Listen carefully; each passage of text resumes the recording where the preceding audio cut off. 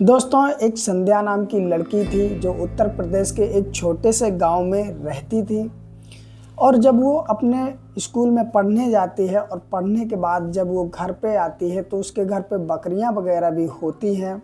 तो उसकी जो मम्मी होती है वो कहती है कि बकरियों को खेतों पे ले जाओ चराने के लिए। तो वो जब ले जाती है तो वहीं पर एक लड़के से प्यार हो जाता है उसे, और प्यार इस कदर हो जाएगा दोस्तों, ये कोई नहीं जानता। तो धीरे धीरे प्यार इस कदर बढ़ता जाता है कि आखिरकार उस प्यार के आगे हर किसी को झुकना पड़ता है। लेकिन वो प्यार इतनी आसानी से नहीं मिल पाता। तो जानेंगे इस कहानी में दोस्तों। और दोस्तों, ये कहानी मैं काफ़ी दिन बाद ला रहा हूँ क्योंकि थोड़ी सी तबीयत सही नहीं रहती, इसलिए कहानी नहीं ला पाया, तो उसके लिए क्षमा चाहता हूँ। तो चलते आज की कहानी की तरफ। मेरा नाम अजय। दोस्तों,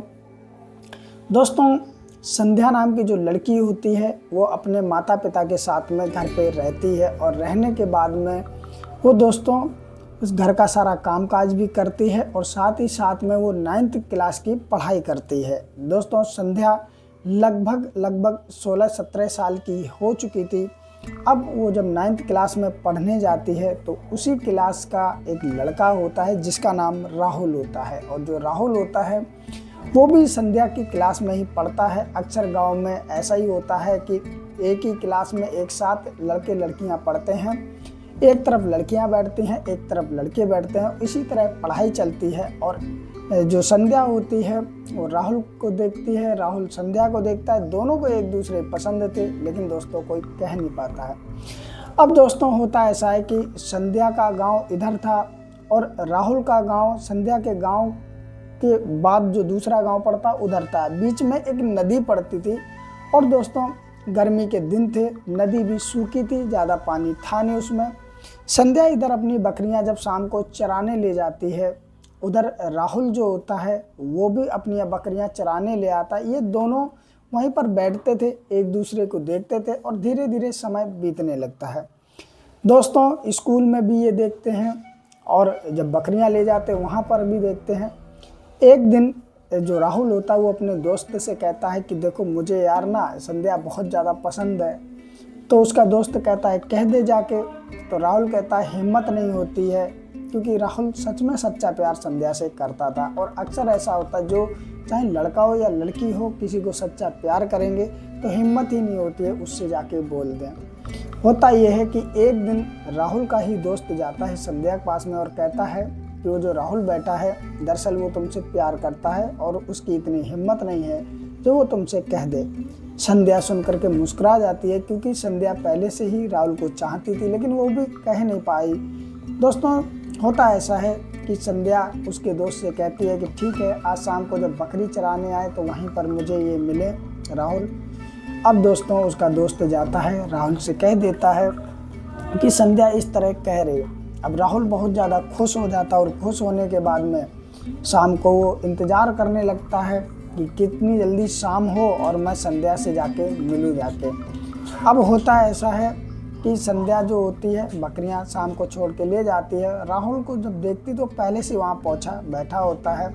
अब जैसे ही संध्या बकरी को वहाँ पर छोड़ के, एक पेड़ होता वहीं पर बैठ जाती है, वहीं पर राहुल भी बैठा होता है, ये दोनों बैठे, और लोग भी बकरी चरा रहे होते, वो दूर दूर बैठे होते हैं, क्योंकि उन्हें पता नहीं होता, क्योंकि राहुल संध्या और भी लोग रोज़ ही बकरी चराने आते। अब राहुल संध्या बैठ करके बातें करते, संध्या धीरे से नीचे नज़रें करके मुस्कुराकर पूछती है कि तुम्हें ऐसा क्या मुझ में पसंद आया जो तुमने मुझे पसंद कर लिया।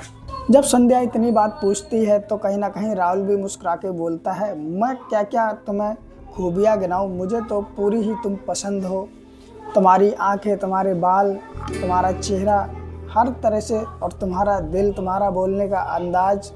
संध्या हंसने लगती है और राहुल जो होता है वो भी हंसने लगता है। फिर राहुल पूछता क्या मैं तुम्हें पसंद हूँ? तो संध्या जो होती है वो कहती है हाँ, मैं तुम्हें बहुत दिन से पसंद करती हूँ लेकिन कह नहीं पाती। इस तरह दोस्तों इन दोनों की प्रेम की शुरुआत हो जाती है। संध्या समझाती है कि देखो मेरे घर पे पता ना चल जाए, इसलिए स्कूल में तुम मुझसे ज़्यादा मत बोलना, क्योंकि स्कूल में सभी जानकार ही बच्चे मेरे घर के पड़ोस के आते हैं, और यहाँ खेत में मेरे घर के आसपास का कोई है नहीं, तुम यहाँ पर मुझसे बोल सकते हो। अब दोस्तों इन दोनों की वहीं पर प्रेम कहानी शुरुआत हो जाती है।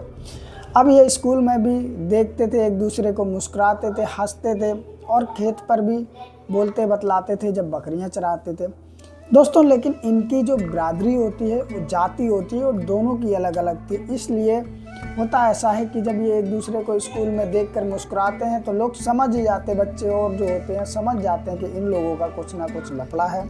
और उसके बाद में दोस्तों जो संध्या होती है, उसकी शिकायत जो होती है वो संध्या के घर पे पहुंच जाती है। बच्चे कह देते हैं कि एक राहुल नाम का लड़का है। उसको देख करके संध्या मुस्कुराती है, मुझे तो ऐसा लगता है कोई चक्कर है। अब दोस्तों संध्या के जो माँ बाप गांव के थे, शर्म इज्जत ज़्यादा मानते, इसलिए उन्होंने कहा, संध्या को समझाया कि देखो बेटी ये चीज़ गलत है और तुम ऐसा कुछ मत करना। अब जो संध्या के माता पिता समझा देते हैं, संध्या मान जाती, कहती ठीक है। लेकिन दोस्तों संध्या को तो सच में राहुल से प्यार हो चुका था और राहुल को संध्या से, तो ये लोग कैसे मानने वाले थे। धीरे धीरे 9th पास हो जाती है, अब 10th की पढ़ाई चलने लगती है और इनकी कहानी और बढ़ जाती है।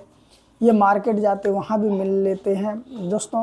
राहुल कुछ ना कुछ गिफ्ट कर देता है संध्या को, वो भी उसके जब संध्या के माँ बाप पूछते ये कहाँ से आया, क्योंकि हर लड़की के माता पिता को पता होता कि हमारी बच्ची काम नहीं कर रही तो इसके पास इतना पैसा कहाँ से आया, कि ये सामान वगैरह कहाँ से। और तो और संध्या के पास में एक छोटा फ़ोन भी पकड़ा गया जिससे संध्या बात करती। संध्या के माता पिता समझ जाते हैं कि हमारी बेटी गलत रास्ते पे चल पड़ी है। वो सोचते किसी तरीके 10वीं पास कर ले, उसके बाद इसकी शादी करा देंगे। दोस्तों धीरे धीरे इधर संध्या भी बालिग होने तो जा रही थी, 18 साल की होने वाली थी। इधर 10वीं की पढ़ाई भी चल रही थी। लेकिन दोस्तों संध्या के घर पे जब डांट पड़ती, जो भी कहा सुनी होती है वो सारा कुछ राहुल को बता देती है। अब राहुल जो होता है वो अपने घर वालों को बता देता है कि मैं एक संध्या नाम की लड़की, उससे शादी करूंगा और मैं जा रहा हूँ कहने। तो उसके घर वाले कहते चलो। राहुल के घर वाले तो मान जाते हैं।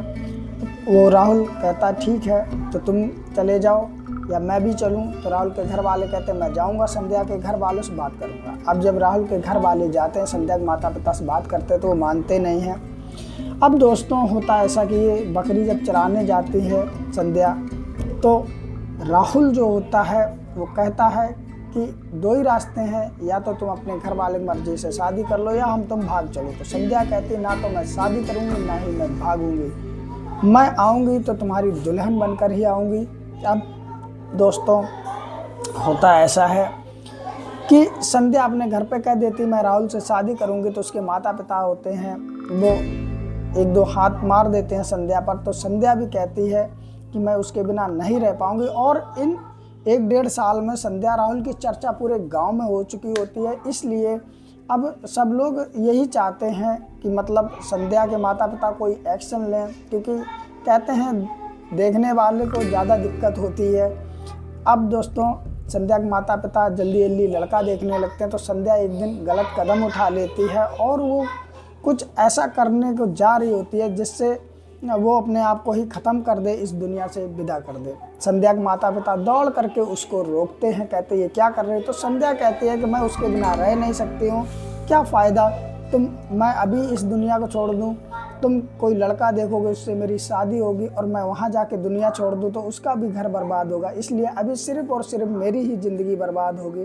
तो संध्या के माता पिता समझ जाते हैं कहीं ना कहीं ये लड़की कुछ कर लेगी और लास्ट में हार जाते हैं। और फिर राहुल के घर वालों को बुला करके उनकी शादी फिक्स कराते हैं और धूमधाम से बड़ा ही प्यार से दोनों की शादी कर देते हैं। और शादी करने के बाद में फिर दोस्तों ये दोनों लोग बड़ा खुशी खुशी रहते हैं और इनकी रिश्तेदारी बन जाती, यानी कि एक दूसरे के घर आना जाना हो जाता। तो दोस्तों इस तरह संध्या और राहुल मिल जाते। लेकिन ये बहुत रेयर ही केस में होता है कि मिल पाते, किसी के घर वाले मान जाते। नहीं तो आजकल ऐसा होता है जब जात बिरादरी दूसरी होती हैं तो क्या करते हैं कि उनकी शादी नहीं कराते हैं, चाहे वो कुछ भी कर लें। और जब लास्ट में वो इस दुनिया छोड़ देते तब कहते हैं कि अगर पता होता ये ऐसे ही करेंगे तो मैं शादी ही करा देता। ये तो सब कहने की बातें हैं। कोई दोस्तों शादी नहीं कराता, बहुत कम ही चांस होते हैं जो संध्या राहुल के घर वालों की तरह होते हैं जो मान जाएं। उन्होंने भी जब देख लिया कि संध्या कुछ कर ही बैठेगी तभी शादी कराई। और दोस्तों ये कहानी बहुत शॉर्टकट में मैंने सुना दी, कहानी बहुत लंबी हो जाती। तो आज की रही दोस्तों ये कहानी अच्छी लगी हो तो लाइक भी करना, चैनल सब्सक्राइब करना जिससे इस तरह की वीडियो मिलती रहे, और ज़्यादा से ज़्यादा शेयर भी करना जिससे मुझे सपोर्ट मिलती रहे। फिर मिलते हैं किसी और कहानी में, तब तक के लिए नमस्कार।